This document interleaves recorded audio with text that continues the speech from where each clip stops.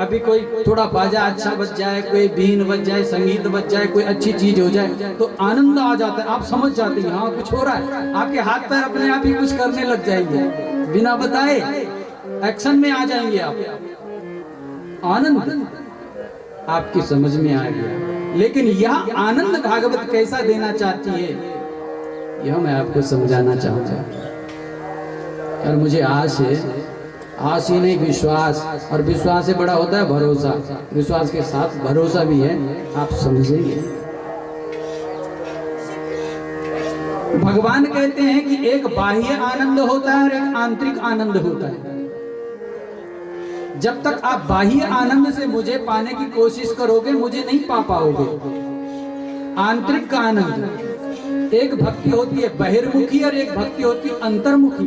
जब तक आप अंतर्मुखी भक्ति नहीं करोगे, तब तक आप परमात्मा का कोई कार्य भी कर रहे हैं, उसमें भी आप सफल नहीं हो पाओगे, ये बात ध्यान रखना। अंतर्मुखी भक्ति जब आप करोगे तो आप भगवान के कार्य को इस प्रकार से भी नहीं जोड़ रहे हो, फिर भी आप सफल हैं, आप दक्ष, आप उसकी नजरों में श्रेष्ठ हैं। अब वो अंतर्मुखी भक्ति कौन सी होती है? अंतः पटल से प्रेम, अंदर का आनंद। बाह्य आनंद तो कानों के द्वारा हो रहा है, लेकिन अब जब आपके पास में कभी कभी आप देखते होंगे कि बाथरूम में आप कपड़े धोती हैं या नहाते हैं या कुछ भी है, कभी कभी ऐसा होता है, या आप खाना बना रहे हैं, अपने आप में मन में अंतःकरण से ऐसा संगीत बजता है कि आप गुनगुनाने लग जाते हैं अपने आप में बिना संगीत के। वह अंतःकरण है, वह अंतर्मुखी भक्ति है, वह भक्ति बड़ी बताई गई शास्त्र के अंदर।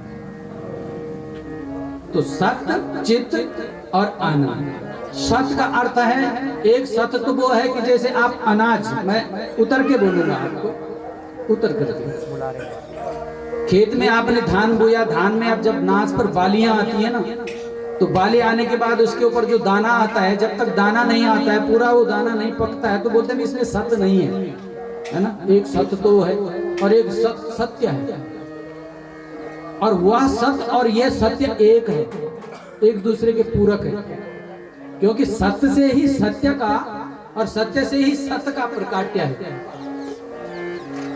क्योंकि बाली में दाना अगर सत्य ना होता तो दाना आता ही नहीं। सत्य है कि बीज बोया है, उस बीज ने जमना है तो आएगा, और उसमें जो सत्य है वह सत्य उसकी पावर है। चित्त में उसको जिसने धारण कर लिया, वह आनंद स्वरूप में सत्य और चित्त को धारण करके जब आनंद लेगा, उस आनंद का मजा ही कुछ हो। जैसे आप भागवत में तो आए हैं, लेकिन आपने शुरू से और जड़ तक का सार पाना है 7 दिन तक का। आप प्रातः भी आए, कलश यात्रा में भी आए, आज भी आ रहे हैं, कल परसों एवं प्रकार से 7 दिन तक आ रहे हैं, तो आपने सत्य, चित्त और आनंद का पूरा अनुभव ले लिया। शुरू से लेकर बोने से लेकर काटने तक आप शामिल हो गए। तो इस पूर्ण कथा को सत्यचित आनंद के समान इसको मानने की परिभाषा को जो समझ गया, उसका जीवन इस धरती पर आनंदित हो जाता है। और यह समझ अगर हमें है तो केवल मानव तन में ही है। जानवर केवल आनंद ही आनंद जानेगा, सत्य के बारे में और चित्त के बारे में उसे कोई ज्ञान नहीं। उसे ज्ञान है तो आनंद के बारे में। जानवर को खाने को चाहिए, भोग चाहिए और सुख चाहिए, और वह वृत्ति कलिकाल में मानव की होगी। उसे केवल भोग चाहिए, खाना चाहिए और आनंद चाहिए। समझ नहीं रहा है कि ये कार्य क्यों हो रहा है, ये नहीं समझ पाता है कि जो हम कर रहे हैं किस लिए कर रहे हैं, इसको करने का मूल लक्ष्य क्या है। बस यहाँ पर हम मार खा जाते हैं। अगर हम ये सब कुछ समझ जाएं तो हमारा कार्य सफल हो जाए और हम अपने कार्य में दक्ष होकर के आगे बढ़ सकते। श्री कृष्ण चैतन्य प्रभु नित्यानंदा। क्या कहा? हे भगवान श्री कृष्ण, आप चैतन्य हैं। चैतन्य का अर्थ होता है चेतना से जागृत व्यक्ति। चेतना का अर्थ है जो सजग प्राणी है, मूर्ख नहीं है। श्री कृष्ण चैतन्य प्रभु नित्यानंदा, नित्य आनंद जिसके अंदर बैठा हुआ है, वह चैतन्य शरीर भगवान ने हमें दिया है, जिसमें आनंद नित्य बैठा हुआ है, और वह आनंद स्वरूप ही परमात्मा श्री कृष्ण है। लेकिन चैतन्य चोले से हो तो अचैतन्य चोले से न हो।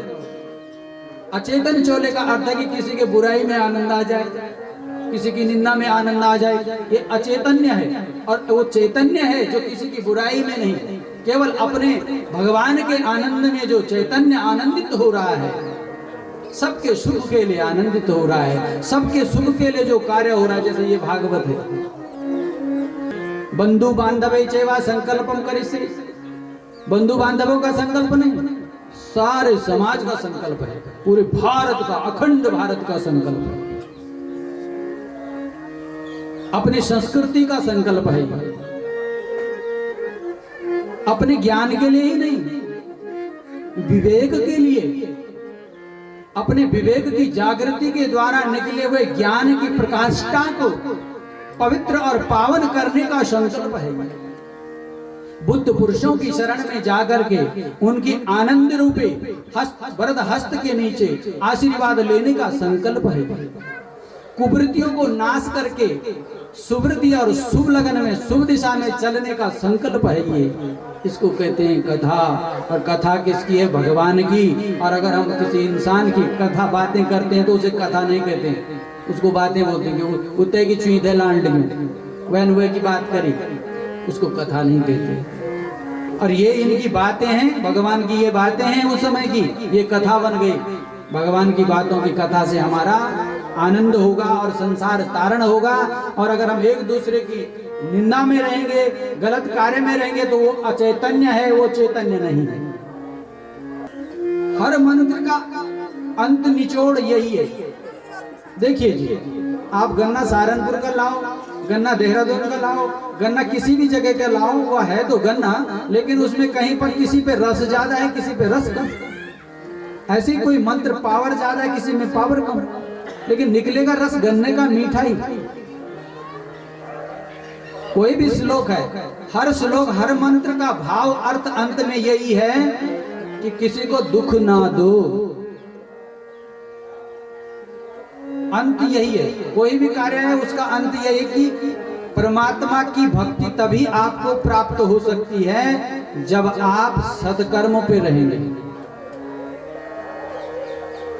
और इस मानव शरीर से गलतियां तो होती ही रहती हैं। गलतियों का ये मानव शरीर क्या है?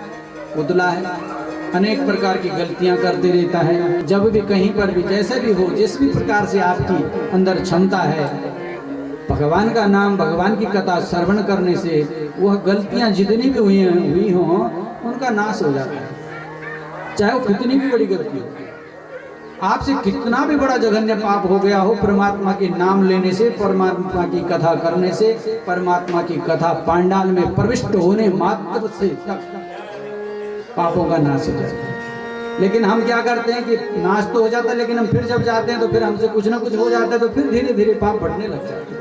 इसलिए आना चाहिए और होना चाहिए, ये कार्यक्रम होते रहने चाहिए, चलते रहने चाहिए। भले अभी हमें थोड़ा तकलीफ होगी, लेकिन उस तकलीफ का आनंद जब हमें मिलेगा, घर में जब खुशहालियां होंगी, बड़े बड़े दुख आएंगे लेकिन अनहित नहीं होगा, अनिष्ट किसी का नहीं होगा, उन दुखों को झेलकर आप फिर भी विजयी होंगे, तो आपको बड़ा सुख मिलेगा, आनंद मिलेगा।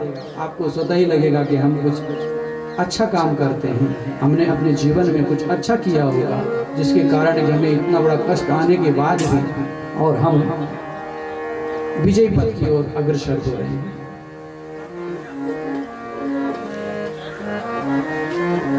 श्री राधे गोविंद भगवान की जय।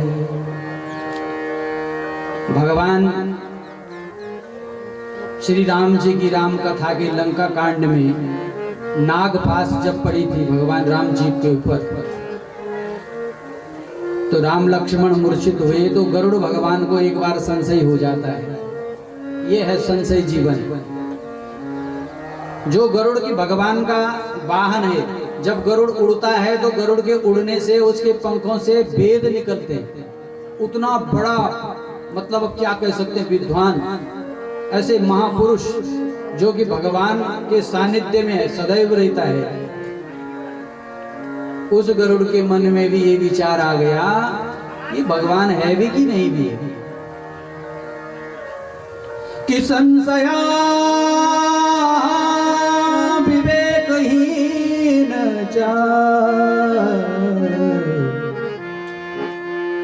मूढ़ो मानव गति।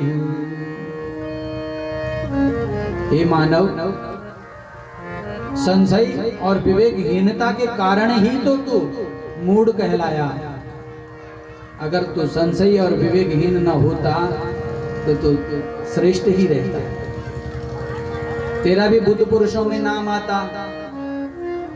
ऐसे ही गरुड़ भगवान अपने आप को सोच रहे हैं, कहीं मैं मूढ़ तो नहीं हूं, मैं ऐसा क्यों सोच रहा हूं, लेकिन उसके समझ में नहीं आ रहा। और वह जो है अपने संशय के भ्रम में बड़ा भ्रमित होता है, और अपने गुरु के द्वारा। गरुड़ जी के गुरु कौन थे उस वक्त? उस समय गरुड़ को गुरु ज्ञान दिया था भगवान शंकर ने। भाई भगवान विष्णु का वाहन है, कोई छोटा मोटा गुरु तो हो नहीं सकता। शंकर भगवान ने उनके संशय को दूर करने का मार्ग दिया। शंकर भगवान बोले, बेटा तू गलत कह रहा है, तू भगवान को संशय में देख रहा है कि भगवान है भी कि नहीं।